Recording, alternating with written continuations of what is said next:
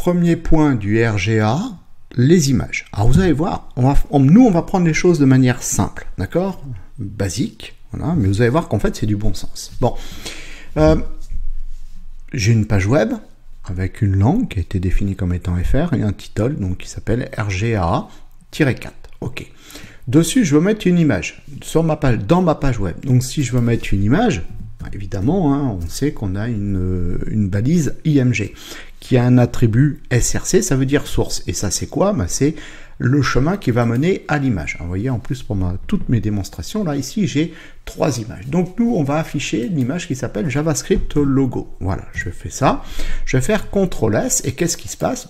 Quand voilà, un utilisateur va arriver sur ma page web, il va voir qu'il y a le logo JavaScript. Oui, mais il va falloir se dire, alors, sans nécessairement penser au RGA. D'accord? Parce que je vous ai dit, en fait, il faut avoir du bon sens, sans déjà donc nécessairement penser à ça. Je peux avoir une image cassée, pareil. Alors, rien que ça, déjà. Voilà. Donc là, l'image est cassée. Qu'est-ce qui se passe? J'ai rien. D'accord. Bon, ça, c'est une première chose. Une deuxième chose, je vais faire CTRL-Z. Une deuxième chose, je vais avoir un outil tel que Googlebot pour venir indexer mes pages. Et lui, qu'est-ce qu'il va faire? Hop, alors afficher le code source. Bon, il nous met des trucs là, mais on s'en fiche. Voilà, c'est ça qui m'intéresse. Donc lui, l'outil d'indexation, il sait lire le HTML. Donc lui, il va voir que ça, c'est une image, mais il va être totalement incapable de savoir c'est quoi l'image. Et donc, du coup, si j'ai pas rempli l'attribut alt, du coup, le robot, il va pas savoir. Bon. Et ça faisait partie, par exemple, dans le temps, quand on faisait de l'optimisation. Hein. Moi, j'ai fait des milliers de pages d'optimisation. On remplissait justement les balises IMG parce que ça avait de l'importance pour les outils de recherche. Maintenant, aujourd'hui, le RGA, il va dire quoi? Pourquoi il est là?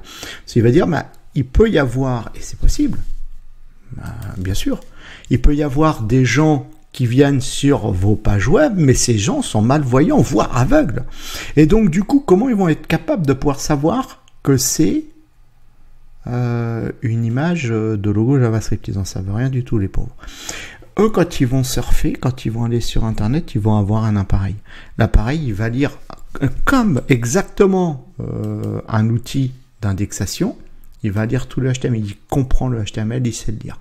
Et lui, qu'est-ce qu'il va faire? Il va dire, ici, pour savoir à quoi correspond l'image, nous, développeurs, on va remplir la balise alt. Mais on va pas mettre n'importe quoi. On va mettre quelque chose qui est en lien, justement. C'est quoi, nous? C'est le logo JavaScript. Donc, je vais écrire logo JavaScript. Et du coup, quand mon visiteur va venir sur ma page web, son truc, il va lire ici, logo JavaScript. D'accord? Bon. Quelle incidence ça a sur ma page web? Aucune. Moi, ça n'a pas d'incidence sur ma page web. Je peux me servir d'un autre attribut, alt, ou alors l'attribut title. C'est la même chose, sauf qu'il y a une incidence sur ma page web quand j'utilise l'attribut title. Regardez, quand le pointeur de la souris va passer sur l'image, pouf, en fait, ça va donner une petite légende à l'image, et donc ça sera logo JavaScript. Voilà. Que vous utilisiez alt ou que vous utilisiez title et que vous remplissiez avec les bonnes informations, c'est nickel. Pour le RGA, il n'y a pas de souci, vous êtes bon. D'accord? Bon. Alors, si vous posez la question ou si vous me demandez est-ce qu'on peut utiliser alt et on peut utiliser title, encore une fois, on est dans du bon sens. Je vois pas l'intérêt. Mais si vous en trouvez un, bon. Donc ça, basique. Ok. Maintenant, on va voir autre chose. On va voir. Je vais faire CTRL-S, on va afficher une autre image. Hop, CTRL-S. On va afficher l'image qui s'appelle vague.png. D'accord? IMG, SRC, toujours pareil. Et donc là, je vais dire, tu m'affiches cette image vague.png. C'est quoi? En fait, pourquoi j'ai choisi ça? Parce que cette image-là va décorer mon site. J'ai le droit, hein, et ça, vous faites vos sites aussi jolis que vous en avez envie, et du coup, vous avez des images pour faire de la déco. Bon. Donc, du coup, vu que c'est une image qui est considérée comme étant de la déco, pour être bon avec le RGA, vous mettez un Alt vide. Parce qu'en fait, cette image n'a aucun intérêt avec la page. Alors, ça veut dire quoi? Elle n'a aucun intérêt avec la page. Bah, je vais vous donner un exemple simple. Je fais une page web qui va parler de JavaScript. Donc, je vais mettre un titre de niveau 1, par exemple, et je vais dire, alors non pas le, mais le JavaScript. Voilà.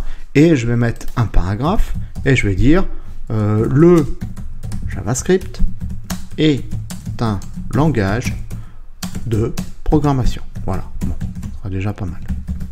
Point. Pour illustrer mon texte, je vais dire, je vais mettre un logo de JavaScript. IMG SRC, JavaScript logo. D'accord? J'illustre mon texte. Ok? Bon. Donc, cette image-là, elle a une importance. Alors, Alt va être rempli. Et ça sera logo JavaScript.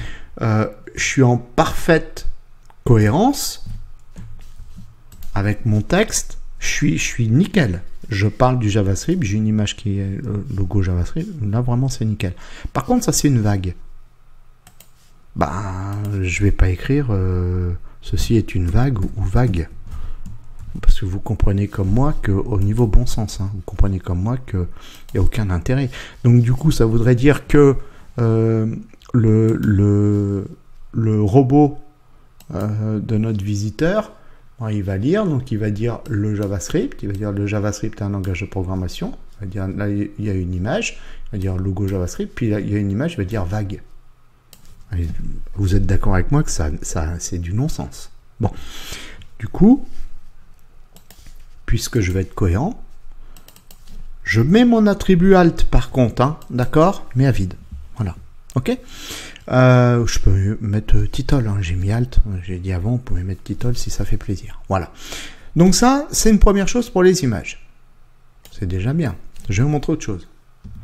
CTRL S. Je fais un formulaire. Méthode post, méthode get, je m'en fiche royalement. Je l'envoie sur un fichier traitement.html. Il n'existe pas le truc, d'accord? Bon. Et mon formulaire, pour sa validation, parce que j'ai envie de mettre un input de type image. Donc du coup, je vais écrire ici valider. C'est mon image, d'accord? CTRL S. Quand j'arrive là, voilà. Ça, c'est pour valider mon formulaire. Ok, j'aurais pu prendre un... Qu'on se mette d'accord. Je vais faire ça. Qu'on se mette d'accord. Tout de suite. Input. Submit. D'accord? Valider. CTRL S. Je préfère faire ça. Je ne sais pas quel est le niveau de chacun qui m'écoute. Donc, si j'appuie là-dessus, valider, j'arrive sur le fichier traitement.html. Cette page n'existe pas, je m'en fiche. Mais j'arrive au bon endroit. Bon. Donc, du coup, je dis, non. Moi, pour des raisons de design, je veux pas un bouton input, mais je veux une image. Un bouton de type image. J'ai le droit. OK? Ça, si j'appuie dessus, vous voyez, ça marche. J'arrive sur traitement. D'accord? Bon. Par contre, celui d'avant, le input de type submit, value, validé. Du coup, le robot, lui, il va lire. Il va dire, ça, c'est le bouton de valider. D'accord? Mais là, on n'en sait rien. Donc là, ici, qu'est-ce qu'on va faire? On va dire Alt, valider, vous mettrez bien ce que vous voulez, d'accord? Moi, voilà, là, c'est basique, valider le formulaire, voilà. Et donc, du coup, ça veut dire quoi? Ça veut dire que, voilà, ici, si j'affiche la page, voilà, input de type image, tac, c'est quoi ce truc-là? Valider le formulaire. Ok, donc voilà, on a fait le tour pour les images.